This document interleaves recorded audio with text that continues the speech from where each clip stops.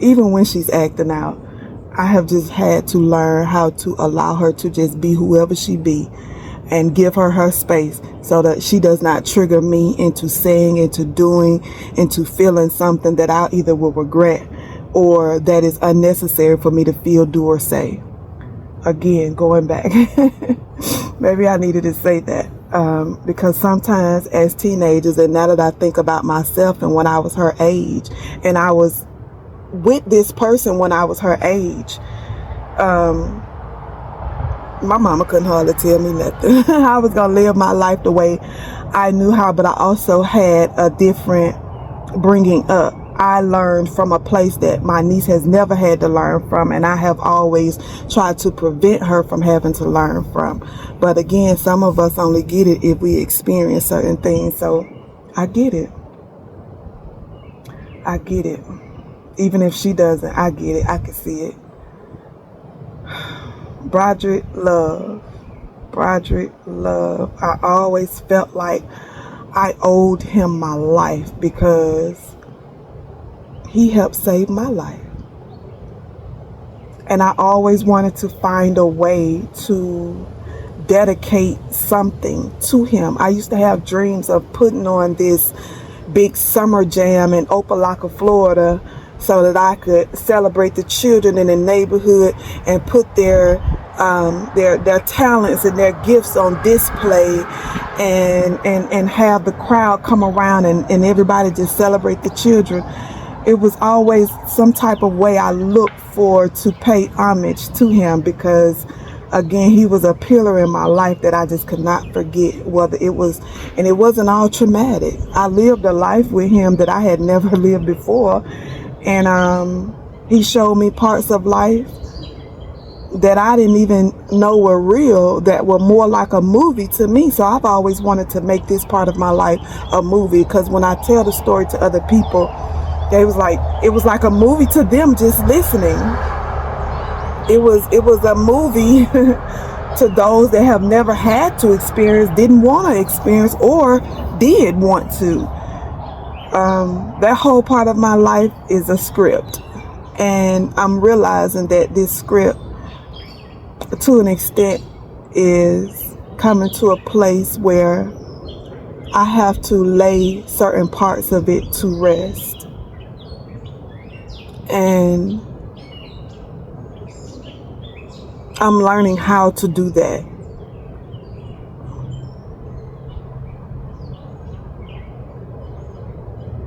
I remember the relationships that I had after his death. After his transitioning.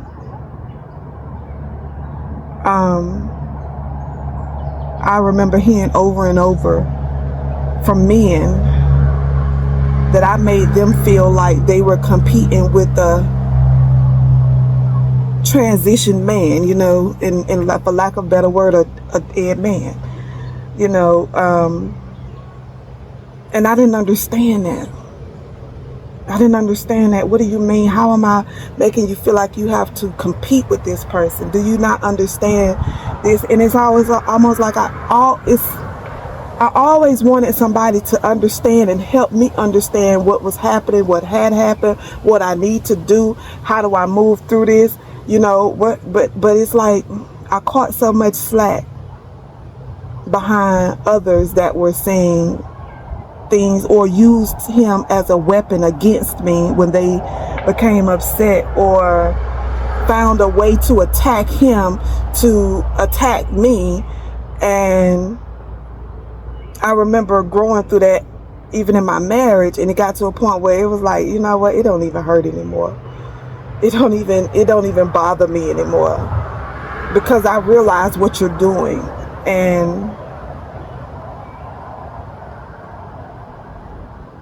I just never knew. I never knew what I was growing through. I never knew that how to maneuver through this. And I feel like I'm just now realizing, now that I can come face to face. You know how the quote says, knowing is half the battle. now that I know that all of this time it's been a part of survivor's guilt, it's like, dang, it's almost like I have a more grace for myself because I see.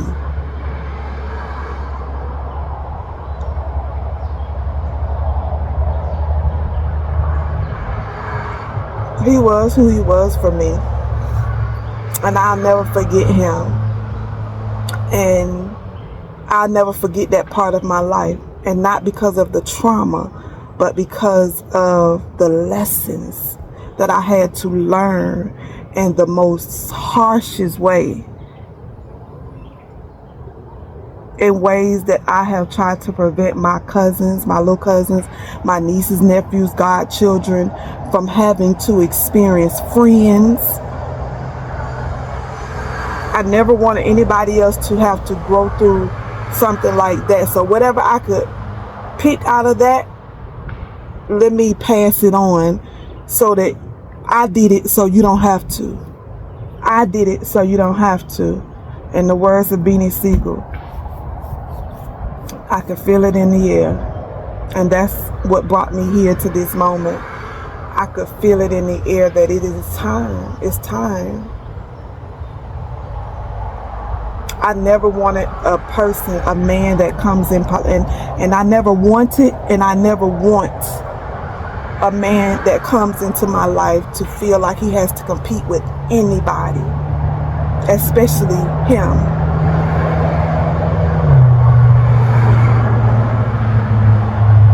We live the fast life. We live the fast life. You live by the sword, you die by the sword.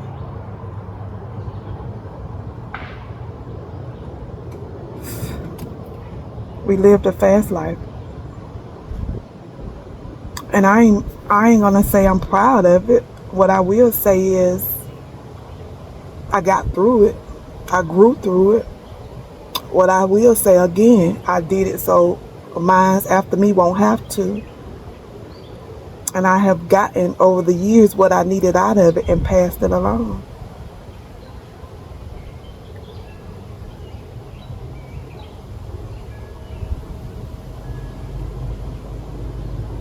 I just thought about that doe that just came by here. I hope she found her mama because she seemed like she was a little lost.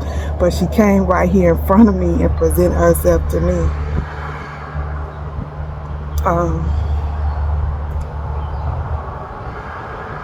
It's a process.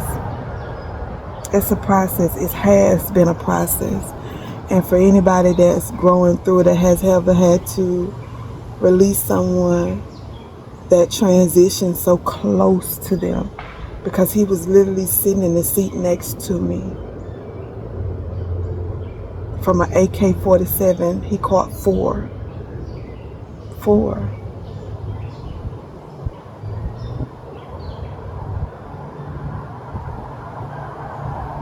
And I just survived.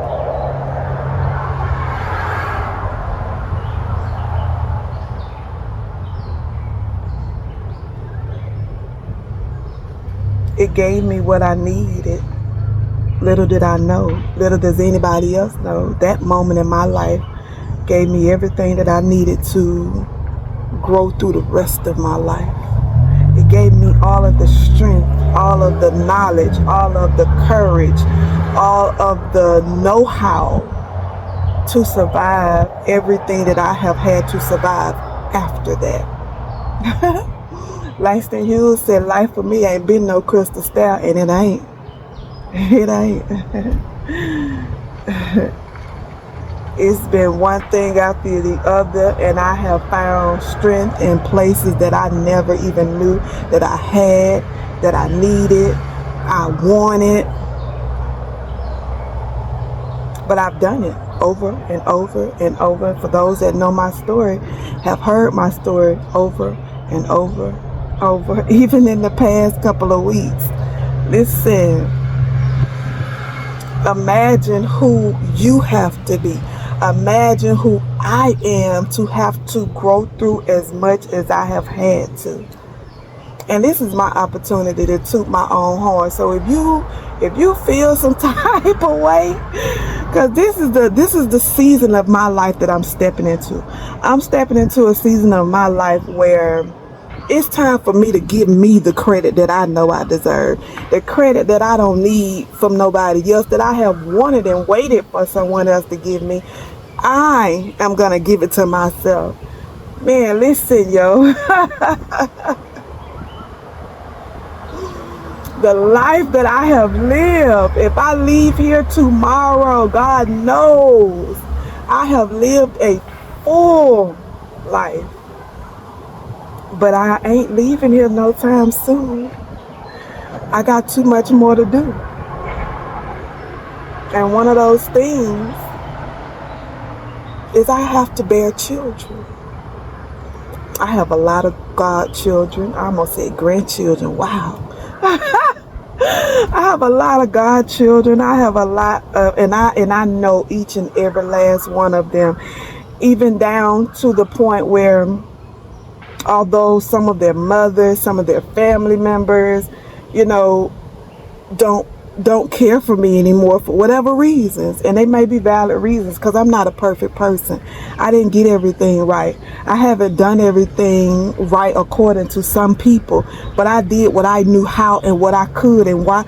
Listen, man, I sacrificed a lot of my life for a lot of people, for everybody outside of me. I have sacrificed a majority of my life for other people. In this season, Tabu. In this season, it's about me and what's coming after me, what's coming through me, what's coming to me. It's about me. I sacrificed so much to where it's a lot of people that forgot who I was for them. And that hurt me to my heart. When I say why and when I say they forgot, is because of how I have noticed either their treatment towards me, or the way they have handled me, or just by them not acknowledging me in some way. And I say all of this, and at the same time I'm hearing, you know, as you grow through life, some people do have to fall away. And I get that and I understand, but there are some energies that I have picked up where it felt like people felt like I did something to them, or I said something about them to the point where they was like, And I'm like, do you remember who I was for you when I didn't have to be, but I chose to? Because at some point, for some of my family, I have carried some guilt to where certain things happened in their life to where I felt like I should have been there for them. And although some may say it was not my job, and it may not have been in your eyes, but listen, for who I have been and the things that I have survived, I don't think I have no superwoman complex. I just feel as though I have been given the energy, the sense, the know-how, the courage, the strength to be this person for other people. And yes, Lord, I acknowledge that it's time for me to be that for myself. But over the years, it did something for my spirit to be there for people. And okay, thank you, I heard that. And it's because at some point when I needed it, I had nobody there. When I needed it the most, in the most vulnerable parts of my life, in my most vulnerable years, I didn't have nobody to be there. I didn't have nobody to tell me. I didn't have nobody to encourage me, lift me, protect me.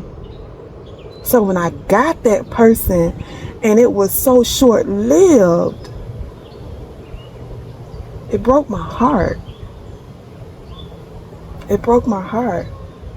And over the years, I remember hearing people say things like, oh, you're trying to replace him. No. It was always the energy. It was always what he gave to me and what I have given to others that I have not received in return.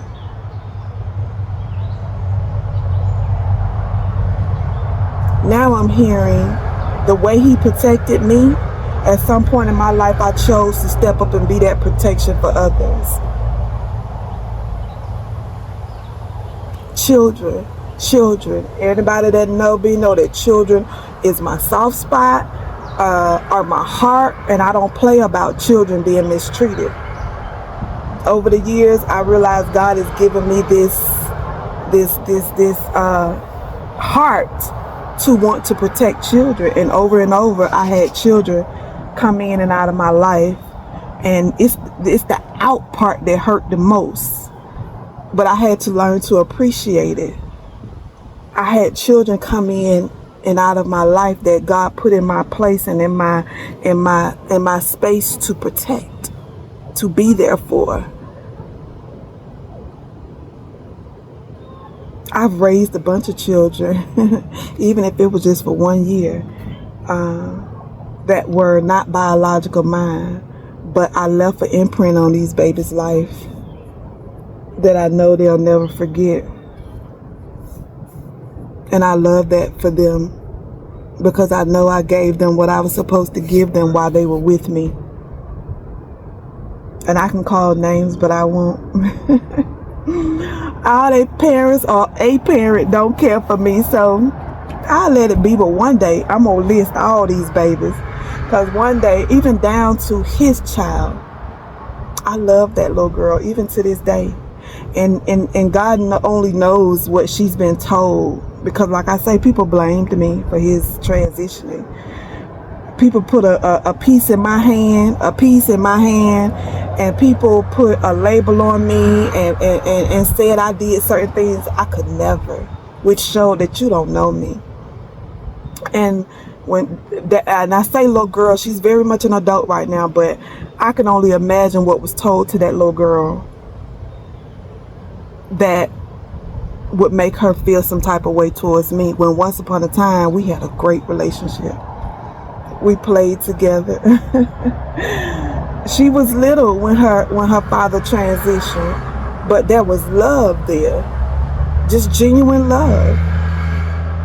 I started babysitting children when I was real young, and I remember my mama telling me, you know, when I wanted to start charging family and cousins and whomever for keeping the babies, like I wanted to turn it into a business. Mom, you don't charge family, you don't do that, you're supposed to, and that made me reject the notion, reject her. You know, that was part of that was part of the reason why I started running. Mama, if you see this, because I understand what she meant at the time, but no, I understand now what she meant at the time. At the time, I didn't. It was a lot of things I fought with my mom about when I was younger that I didn't get. I couldn't understand. I couldn't process. And the whole time she was trying to protect me. The whole time she was trying to find a way to cover me and be there for me in the best way she knew how. I couldn't see it then. Because I was fighting with so much, including myself. I didn't even have an identity. And I'm gonna say why I didn't have an identity, because at that time I had not met my father. And I don't know if anybody realizes this, but your father, and the reason why the children get the father's last name is because that's where we began our identity. The seed comes from the father. The seed comes from the father. The seed comes from the father. It took me a long time to get to be okay with fireworks again, y'all. It took me a long time, but the seed comes from the father, and that's where children get their identity. And I didn't have mine at the time, and I didn't know which way to grow. I didn't know which way to grow. I didn't know which way was up. I didn't know which way was right and which way was wrong to an extent. You know, my mom tried her best with me, but see, I had a lot of my father in me that she that she didn't like, but she didn't know what to do nothing. She didn't know what to do with either, you know. But, you know, had I had my father at the time, I'm pretty sure he would have seen it and nipped it in the bud real quick. My mama tried. She really did. This doggone dude on this dirt bike right here.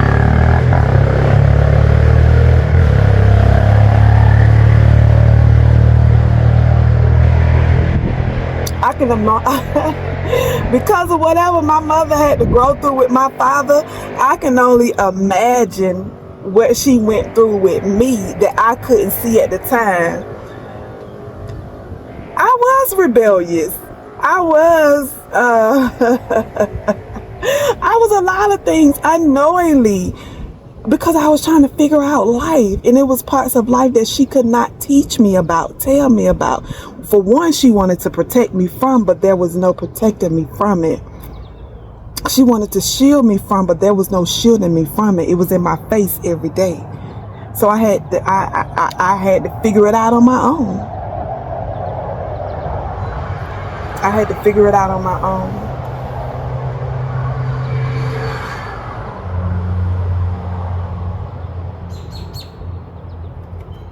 I don't know if this is part one, but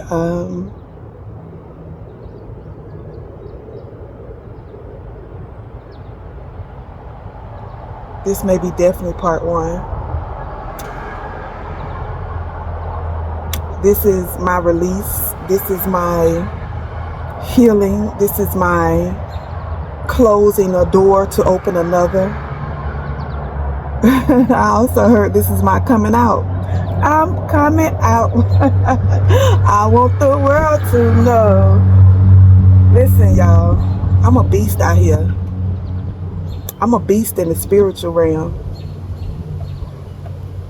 I realize who I am, and I ain't, you can call me what you want, but I ain't too proud. I ain't too haughty. I ain't filled with ego, but I do have an idea concerning this ego, because see, ego isn't all bad. You have a healthy ego and you have an unhealthy ego, just like you have healthy and unhealthy love, healthy and unhealthy pride. We live in a world of duality. It's like, since I had this tissue in my hand, y'all, because before I started this video the tears were flowing, but since I've started this video I haven't felt not a one come up.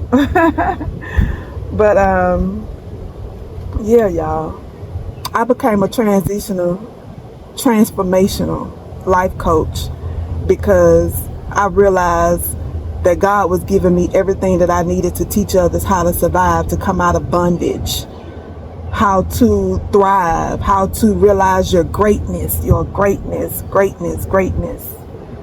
how to see beyond the surface, how to take what has happened in your life and alchemize it, transmute that pain. Don't let that pain beat you. Don't let that pain hold you down. I realized God has been giving me over the years everything that I needed to, and through my own life, God has given me the eye to see, to pass on to people how to get past everything that has tried to make you bitter.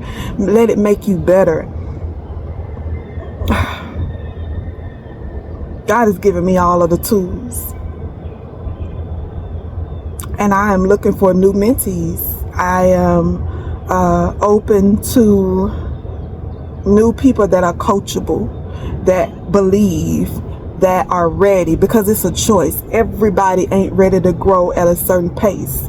And I ain't gonna lie, y'all, it ain't easy keeping up with me, because I am a constant grower. I am a constant evolver. I am intentionally, daily putting my mind, heart, and tenacity into my growth process. Anything that I feel is a way to hold me back. What's up? Bring it here. Let me look at that. Let me get that. Let me deal with that face to face right now, because I got things to do. I got places to be. I got people to teach.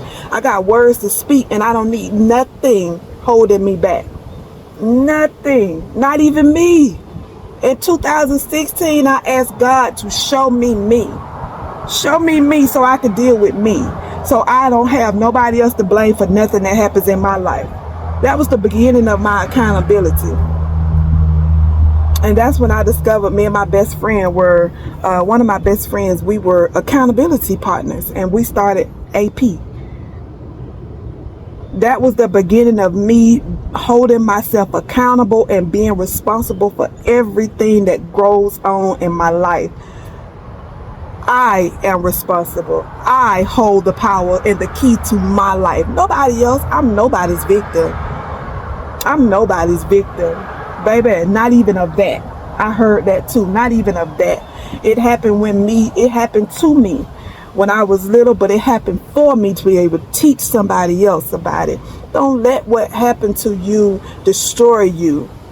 Even if it destroyed you as a child, it destroyed your innocence. Don't let it destroy the adult that has had to take that thing and grow from it.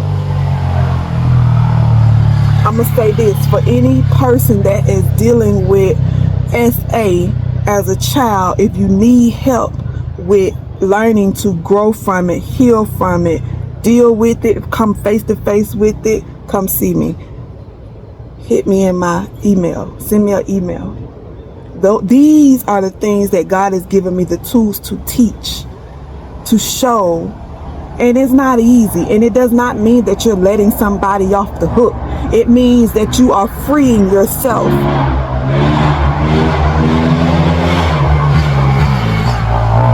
Listen, I can't even be mad with this dude on this dirt bike because he enjoying life. I was going to say, even though it feels like an interruption to what I'm doing. So for somebody, what you grew through feels like an interruption to your life. But it doesn't have to be. It's only that because that's the way you perceive it. That's your perception of it.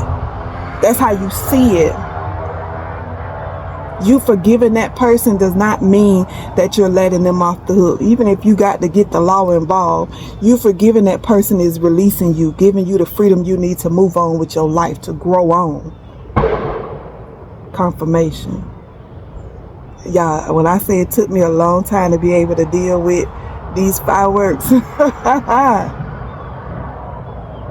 baby, for a long time I hated 4th of July. I didn't like the memories concerning, because going back a little bit, the day before he transitioned, 4th of July, we went out and we celebrated with family. We celebrated with God, our godson. We went to his sister's house and celebrated with the nieces and the sister and mom. Of course, it was a day of celebration, so we were in and out and about.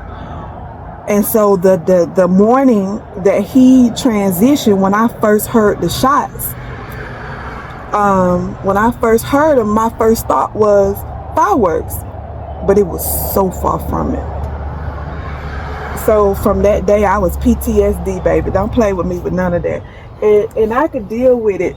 I don't like when it catches me off guard. I don't like when nothing catches me off guard, but especially something as loud, something close to the sound of a pew pew. You know what I mean? I PTSD, baby. Because I have a pew pew, you know what I'm saying? But when it catches me off guard and makes my heart race the way it do, it throws me for a loop in a moment. I have to take time to come back and ground myself. But yeah, y'all, this is part 1. I need to go in the house for a second and cool off and get me some cool water. But the saga has begun. I had planned on doing this nice self-interview about how this person impacted my life, but I think that's what I just did. I think that's what I just did. And I don't know how I'm going to edit this, but I'm grateful for the growth process. And I'm grateful for the people that God has put in my life and is putting in my life for me to help grow through some of the things that not just I've had to grow through, but the things that God has given me the intelligence, the wisdom, and the knowledge to help others through. Yeah, I'll be helping people through stuff that I'll be like, dang, where that came from? And it came from a higher place. It came from God. It came from, God. It came from me in a higher place, from a different realm, parallel universes. Yeah, I believe in all of that. Ain't no limitations on God for me. Ain't no limitations on God for me. I'm grateful for everything.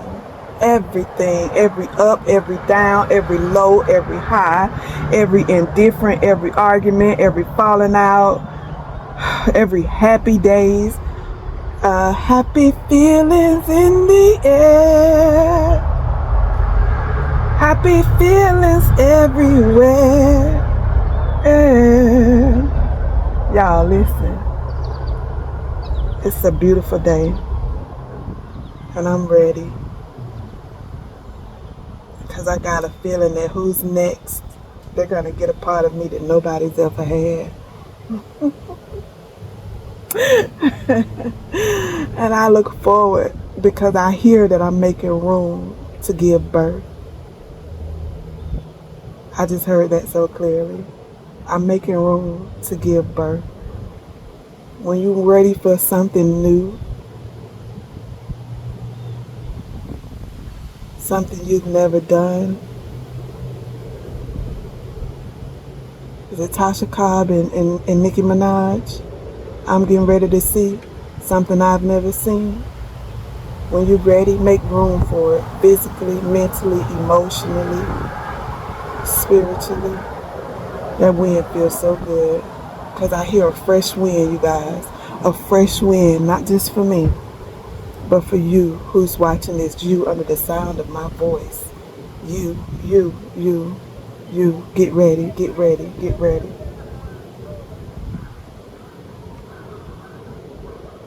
I almost don't want to stop, but y'all gotta go give me something to drink. Oh, Lord, I thank you. I thank you. I thank you. I thank you.